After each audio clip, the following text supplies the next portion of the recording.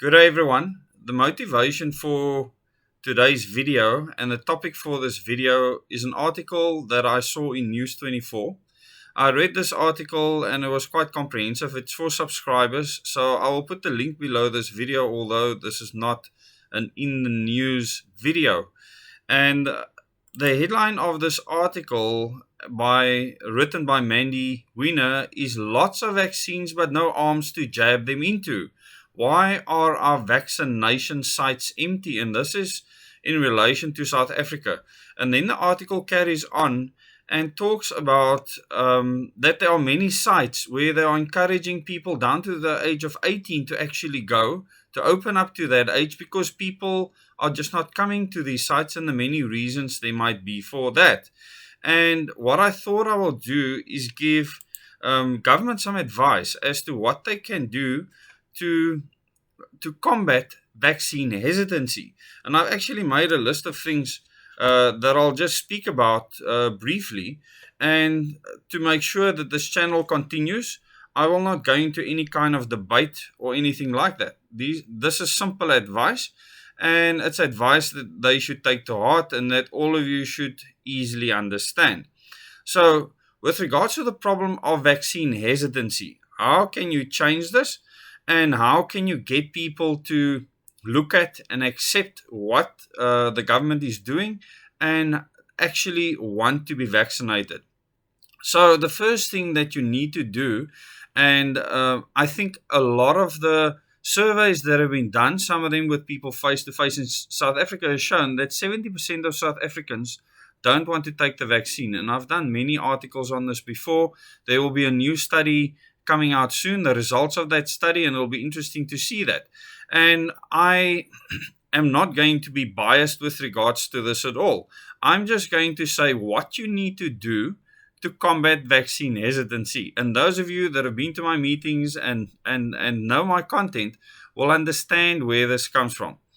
So you always have to go to the root cause of the problem. What is the root cause?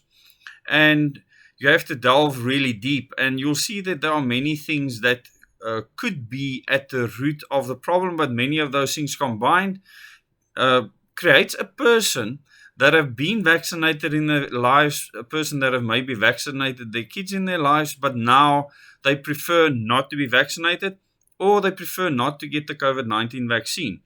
And that can be for many reasons, and these surveys actually ask these people why they are hesitant, and there's many reasons for this. So based on these reasons, which include from government actually not being able to implement certain things correctly, people not trusting our government to do things correctly, people not trusting our government to have proper intent, there's many other things. There's conspiracy theories that the vaccines can be controlled out of space, and many other things that make people hesitant to take the vaccines. And this is not a video that discusses whether you should take the vaccine or not. It's your own choice. And as I've said many times before, I am not an anti-vaxxer. But what can the government do, and this is the important part of the video, to get people to take the COVID-19 vaccine? And this is where I will lay down how I understand the problem and what they should do about it. The first thing they need is a proof of reason. They need a proof of the reason for these COVID-19 vaccines. So this is the first step. The next step is they need to prove that a vaccine is actually necessary and that it would be effective. In other words, that you have a problem that needs to be addressed through a vaccine, not through something else, and that vaccine would then do the job that it has been put out for that reason why it was put out, that it can actually do that job and it can do it properly, and that the people would then get the benefit of what a vaccine is supposed to offer. And so if you look at the root cause, proof of reason is one of the main things that come up. And in that proof of reason, the things that government can do to help the public that are hesitant to take the vaccine is prove that there is a unique virus, and there's many strains that are being spoken of in the media. prove that there is a unique virus that causes the disease COVID-19. And there's many ways in which they can do this. And they can actually put a team of people together to speak to people that are hesitant, speak to people that say that this virus has not been isolated, and give them proof. You can give them scientific proof. And what you can do is you can actually put together a public forum with a debate with regards to that. And I'll get to that just now. But what you need to do is prove that this unique SARS-CoV-2 virus, that it exists to the public. And you, based on all the actions the government has taken up until now, they should be able to do this quite easily. Because if they can't do this, there's obviously something terribly wrong. So the government can prove that the SARS-CoV-2 virus exists, that they have isolated this virus, and because of that, they have taken the necessary actions that they've taken. In other words, there's this novel virus that causes a disease in people. The disease is called COVID-19, and they would then, in the next thing they need to do is say what the actual disease is. In other words, frame that disease, like you get TB and many other things. Say what this virus does to the body to make it sick, because getting contaminated with a virus or having a virus in your body doesn't mean that you've developed a disease. And I've said this many times before, that most people might get the virus. You could spread it to someone else. Any virus I'm speaking of now, you could spread that virus to someone else, and that person could be prone to becoming sick from that virus. So with regards to that, you would want to stop the spread of contamination of any virus or pathogen that can contaminate and affect certain people.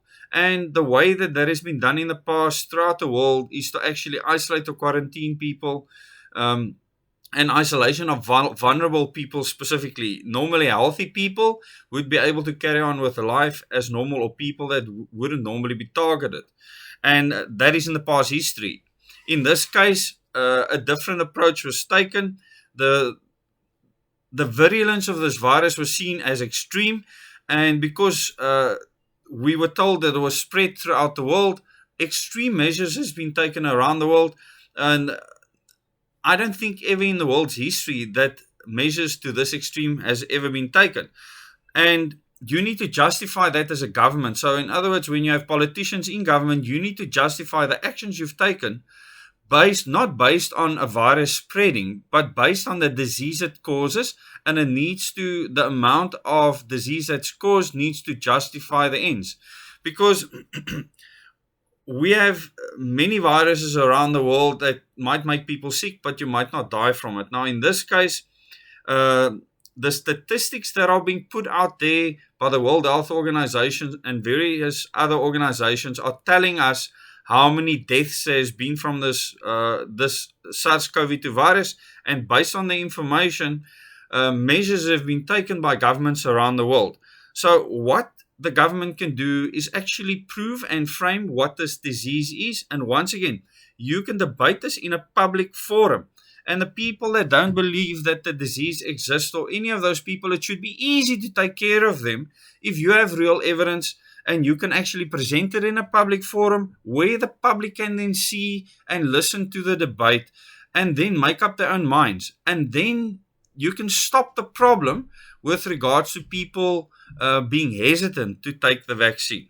Okay?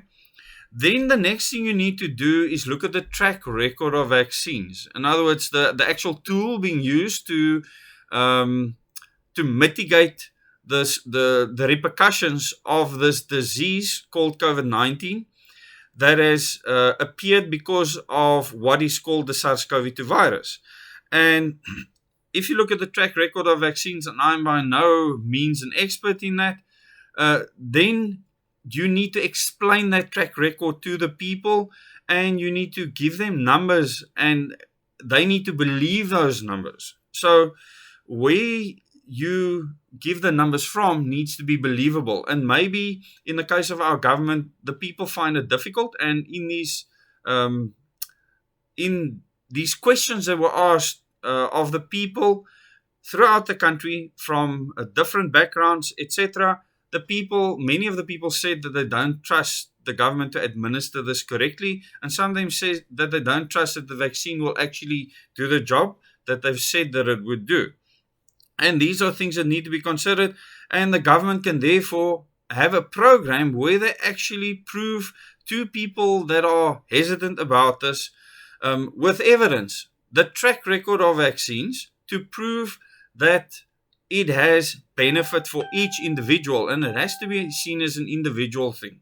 Because if it doesn't if there's a risk to an individual, then that individual is going to be hesitant to take that vaccine. It's not rocket science, it's a very simple thing.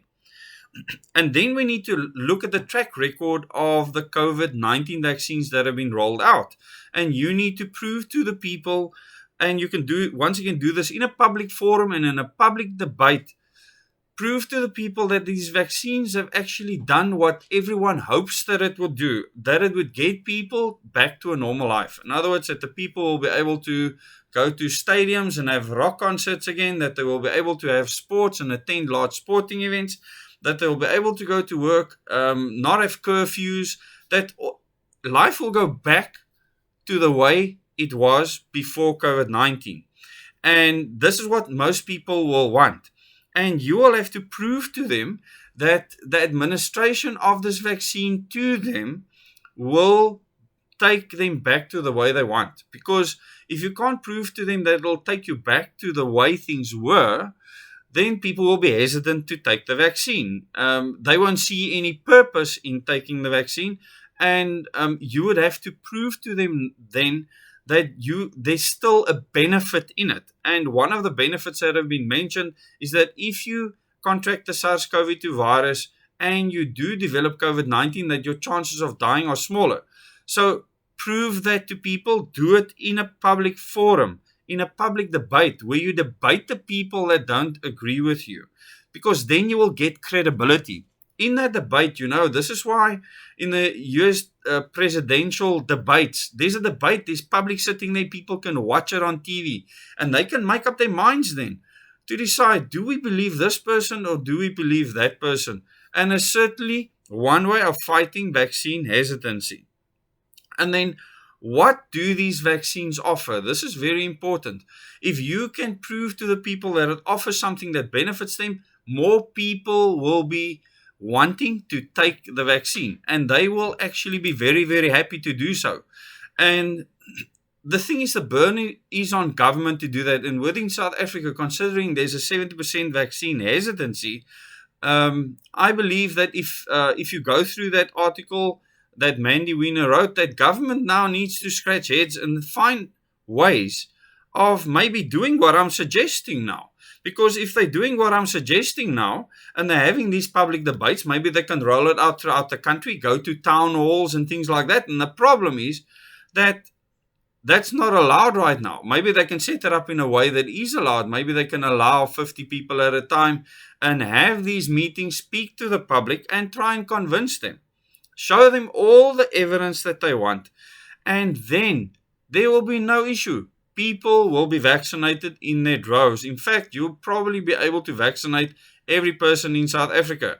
It won't be a problem, and government will be happy. The World Health Organization will be happy, and all the people that want vaccinations to happen will be happy too. So, public forums, in those public forums, make sure that you provide the evidence that the people that are vaccine hesitant, that they want. The questions that they have, answer them technically.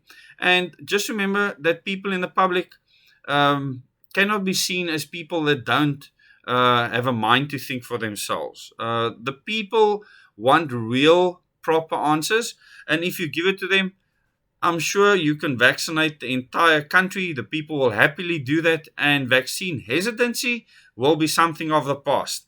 Thank you very much for watching this video. I look forward to seeing many of you in the Zoom meeting later this evening. And remember, those of you that have become channel members will see the Zoom upload after the meeting. And I really look forward to this topic. It's a very important topic. And I really want to thank you for your interest. Thank you very much. Till the next video.